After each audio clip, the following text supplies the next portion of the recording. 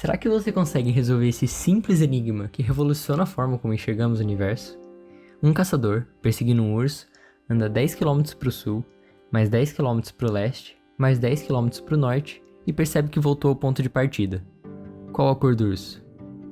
Tá, pode parecer mais uma daquelas charadas com uma pegadinha, como aquela em que você é o motorista do ônibus e depois de vários acontecimentos aleatórios, você tem que falar qual é a cor do olho do motorista. Mas não, o mais incrível desse puzzle é que realmente a perseguição do urso tem a ver com a sua cor. Ou melhor dizendo, a condição especial dessa perseguição tem a ver com a cor do urso. Além disso, não existe só uma resposta para essa pergunta, e as possíveis soluções apresentam semelhanças surpreendentes com o próprio universo em que a gente vive. E sem elas, por exemplo, o Google Maps do seu celular não funcionaria como funciona hoje.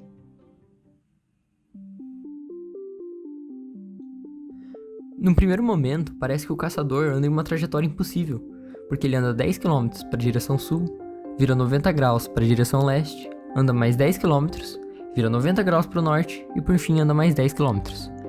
Só que o problema é, o enigma diz que o seu ponto de chegada é o mesmo que o ponto de partida. Só que para isso ser verdade, teríamos que abrir mão dos ângulos de 90 graus. Eles teriam que diminuir. Então a trajetória deixaria de obedecer às condições do nosso problema. A sacada, porém, é pensar fora da caixa e desistir dessa nossa ideia de geometria. E para isso, a gente tem que fazer uma viagem no tempo para 300 anos antes de Cristo, na época de Euclides, em Alexandria. Euclides era um matemático grego que atuava na área de geometria e lógica, e ele tinha um ambicioso sonho de resumir toda a matemática conhecida até o momento. Porém, essa matemática era toda bagunçada e não muito logicamente viável. E para resolver isso, ele criou um sistema fundamentado em noções comuns, definições e postulados. Toda a matemática da época foi compilada em uma série de 13 livros, conhecida hoje como o livro Os Elementos.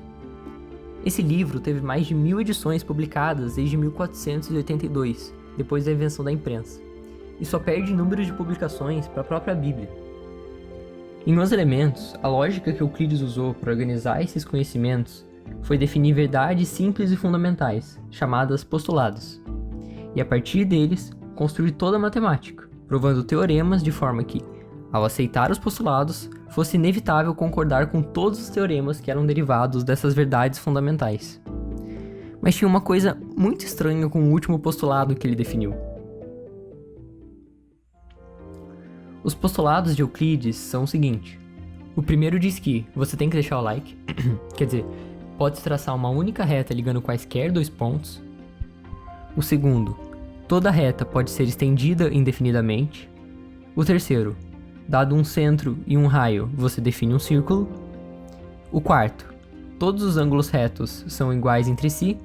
E o quinto, se um segmento de reta atravessa duas retas formando dois ângulos internos do mesmo lado que são menores que dois ângulos retos, então as duas retas, se forem estendidas indefinidamente, se encontrarão no lado em que a soma dos ângulos for menor que dois ângulos retos. Tá, definitivamente tinha algo de errado com esse postulado. Os 4 primeiros postulados são bem óbvios e escritos em uma linha, enquanto o quinto é um parágrafo inteiro, que diz que, simplificadamente, dada duas retas e uma terceira que corta as duas, se a soma dos ângulos internos de um mesmo lado for menor que 180 graus, então as retas se encontram para o lado desses ângulos. Esse postulado é semelhante ao nosso enigma. Na trajetória do caçador também temos 2 caminhos cortados por um terceiro, e a soma dos ângulos internos do mesmo lado não é menor que 180 graus, o que deveria fazer com que não houvesse encontro para o lado dos ângulos. Mas mesmo assim, o problema fala que os caminhos se encontram, e que o ponto de chegada é o mesmo que o de partida. Muitos matemáticos suspeitaram e tentaram provar que na verdade o quinto postulado era apenas um teorema que podia ser provado através dos primeiros 4 postulados. Nomes como Ptolomeu e Próculos acreditavam ter alcançado essa tal prova, mas na realidade o postulado só foi reescrito em outras palavras ao longo dos anos, como em: dado um ponto fora de uma reta, existe uma única reta paralela passando por esse ponto.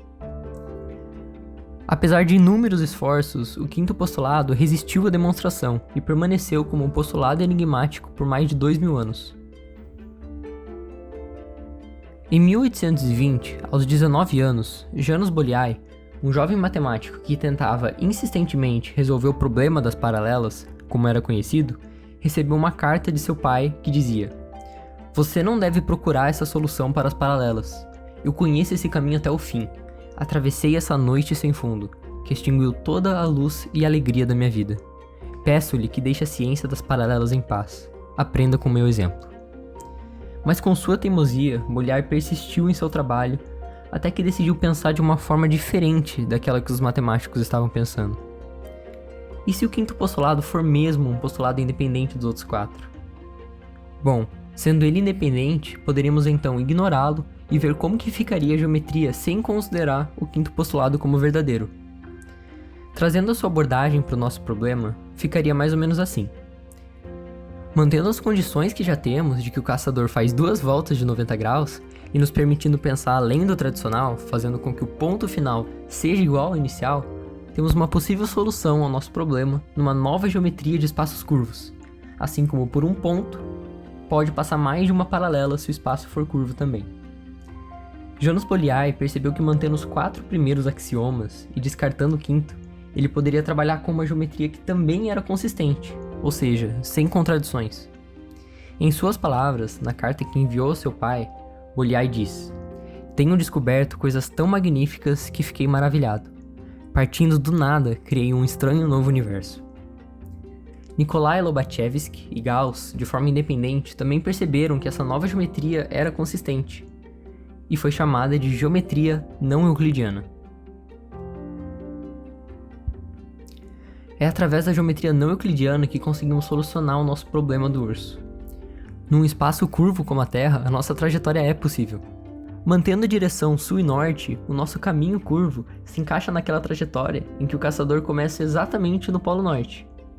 Então anda 10 km para o sul, vira 90 graus para leste, anda mais 10 km, vira 90 graus para o norte, anda mais 10 km e chega finalmente no mesmo ponto em que saiu.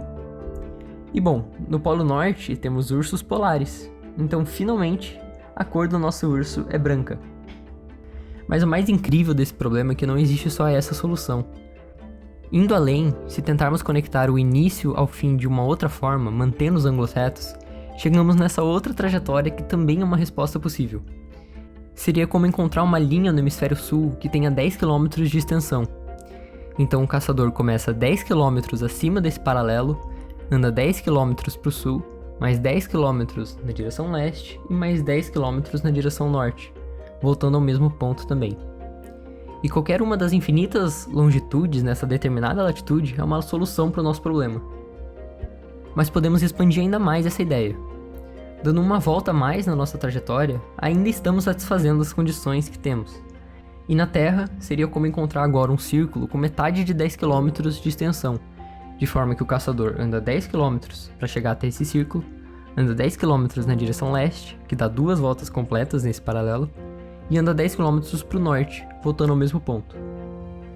E sucessivamente podemos girar mais vezes, o que nos leva a infinitas latitudes possíveis para essa trajetória e também infinitas longitudes para cada latitude. As posições em amarelo na imagem representam não a trajetória do caçador, mas sim cada posição inicial possível para que a trajetória satisfaça as condições dadas.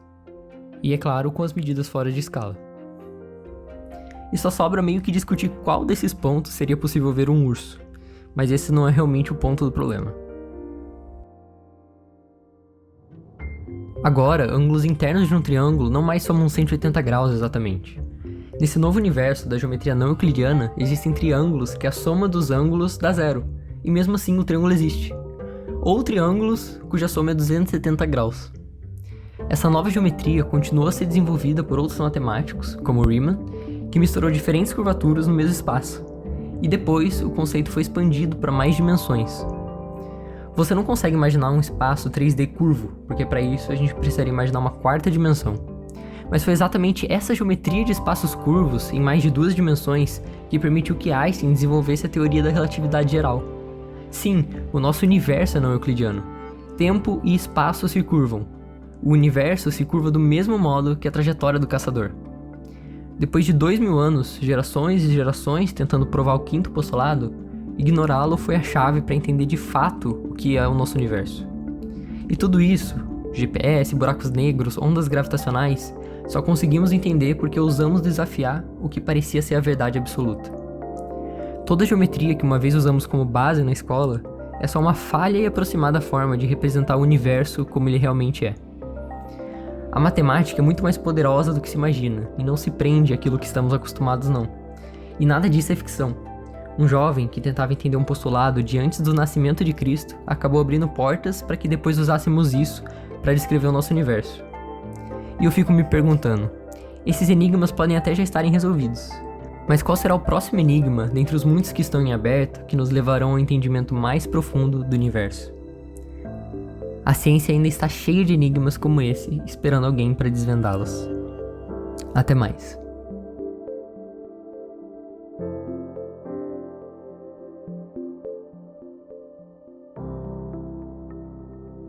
Se você gostou do vídeo e quer mais como esse, lembra de se inscrever, ativar todas as notificações do canal e engajar positivamente com o vídeo, compartilhando com mais pessoas. E se você quiser ver uma continuação com uma descrição matemática das soluções, clica aí no vídeo da tela.